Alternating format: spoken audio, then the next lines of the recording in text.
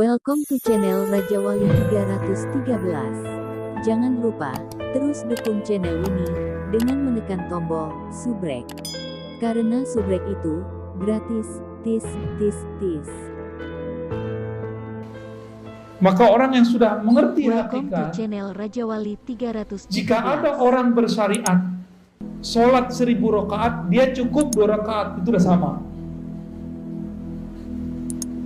Kalau orang bersyariat, belum mengerti ilmu yakin, dia sholatnya baru by pahala. Kalau ada pahala dia sholat, kalau nggak ada pahala dia nggak sholat.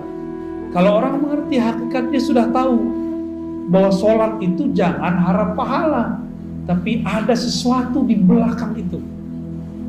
Inilah yang disebut oleh Nabi, orang alim tidur lebih ditakuti oleh setan daripada orang yang itu, maksudnya yang punya ilmu hakikat. Kalau ilmu yang zahir-zahir mah biasa. Lalu apa beda hakikat dengan ma'rifat? Hakikat itu masih bisa luntur. Hakikat itu masih bisa salah. Yakinan kita kadang-kadang belum tepat. Dari mana kita tahu? Yang paling banyak dapat ilmu hakikat waktu di surga itu malaikat namanya Azazil. Tetap saja tergelincir, dipecat dari malaikat namanya iblis. Iblis itu ahli hakikat. Dengan ilmu hakikatlah dia menyesatkan orang-orang ahli zikir yang tidak berguru. Pernah berguru terus ninggalin gurunya. Pernah bermajelis lalu keluar dari majelis. Orang-orang begini dicaplok sama iblis. Apa kata iblis? Zikir kamu keren ya. Karena zikir kamu banyak orang sembuh nih. Kamu sebenarnya mursyid yang lebih sakti daripada gurumu. Mulai terbersit. Kita lebih sakti dari guru. Tuh, kena tuh dah. Pernah nggak ngeliat ada orang begitu? Ya, murid kiai besar buat tarekat baru. Ini nasib dia ini. Keluar dia dari halaqah. Karena terbersit dalam hatinya, dia lebih sakti dari gurunya. Dia nggak sadar gurunya sedang pura-pura nggak bisa. Ngetes dia aja. Guru pura-pura nggak bisa ngeruqyah, nggak bisa. Oh, saya nggak bisa doain air, pura-pura aja. Bukan berarti dia nggak bisa. Dia nguji antum itu.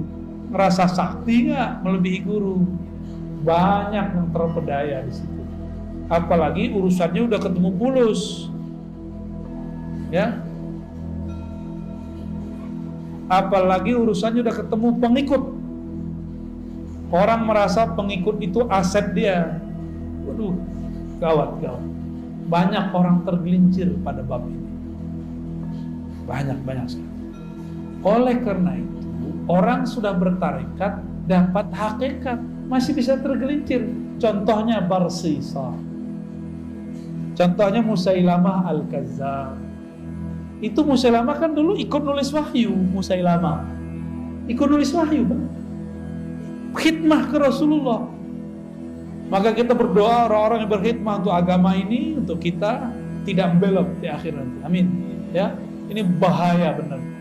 Kenapa? Si Musailamah ini melihat harian Nabi. Dia mikir, Nabi mah biasa aja orangnya. Kita begini, dia begini. Kita begitu, dia begitu. Akhirnya dalam pikiran apa? Nabi ini orang biasa. Kejadianlah sekali, ada penulis wahyu selain Musailamah. Nabi turun ayat kepada Nabi. Tapi Nabi gak bacakan semua. Nabi masih tertegun, keasikan membaca ayat. Si penulis wahyu ini diizinkan Allah terbuka tarbir rohaninya. Dia dengar Jibril baca ayat. Surat Al-Mu'minun itu tentang penciptaan Allah, penciptaan Allah, penciptaan tubuh kita. Fatabarakallahu ahsanul khaliqin. Dengar dia. Terus dia konfirmasi ke Nabi, ya Rasulullah, lanjutan ayatnya ini bukan? Saya barusan dengar ada Jibril baca. Kata Nabi, benar. Dalam hati terbersit sama dia, gini doang ilmu guru gua, gini doang makomnya Rasul, saya juga bisa. Maka orang ini jadi nabi palsu. Kalau murid jadi mursyid palsu. Buat tarekat palsu. Karena dia merasa dia bisa mengakses apa yang diakses guru. Dia kira gurunya cetek ya. Ini sering terjadi di semua halakoh, di semua torikoh ya.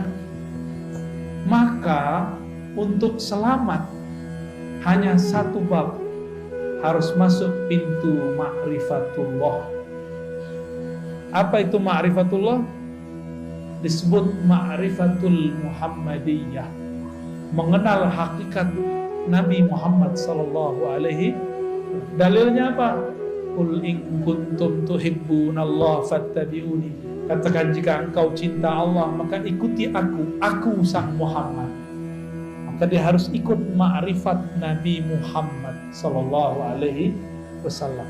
Nabi ketika sholatnya banyak, beliau gak bilang supaya kalian selamat.